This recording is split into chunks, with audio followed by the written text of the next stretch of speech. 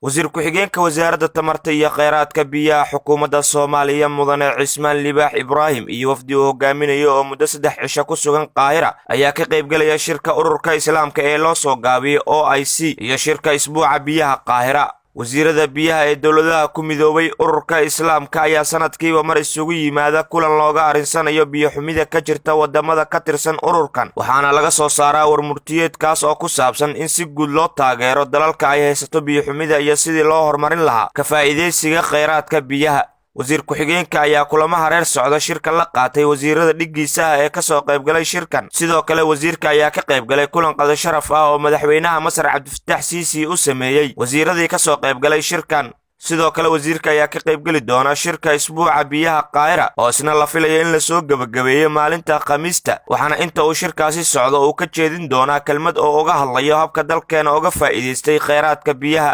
waxa martaqaa rasmi aan ka helnay dawladda Masar oo nagu martaqaaday labada shirba. mid waxa qabanay ururka Islaamka, waxa lagu casuumay wasiirada xubinta ka ah ururka Islaamka OIC, waxaana laga hadlayay biyaha. wasiiradooda biyaha ayaa yimid, biyaha laga hadlayay xaaladaha guud ee biyaha dawladaha Islaamka, dawladaha ururka Islaamka ku jira sida ay maartay biyo xumada ka jirta ayaa guud ahaan ayaa laga hadlayay. runtii meel fiican ayaana waxa la isla dhigay. runtii waxyaabihii aan shirkaasi ka soo baxeen waxa ahayd in dawladaha sida annaga iyo Yemen iyo dawladaha Liibiya in maaragtay si gooni ah wax loogu qabto ayaa lagu go'aamiyay markii ugu dambayso. shir kaloo asna waxaa jira oo bari inoo furmaayo oo la yiraahdo isbuuca biyaha Qaahira la yiraahdaa. waxa waaye sanad kastana waa la qabtaa. 3 sano ugu dambeysay annaga waan imaanaynay shirkan. anay sanadkana ay 2018 kina waa imid, haddana waa imid. labadan shirba asoo socdaan. kana waxaa looga hadlaa dhammaan adduunyada dhan isugu yimid wasaaradooda biyaha iyo hay'adaha biyaha ka shaqeeya. asagana waxaa laga hadlaa guud ahaan biyaha adduunyada maadaama hadda biyari adduunyada dhan ay ku soo socoto.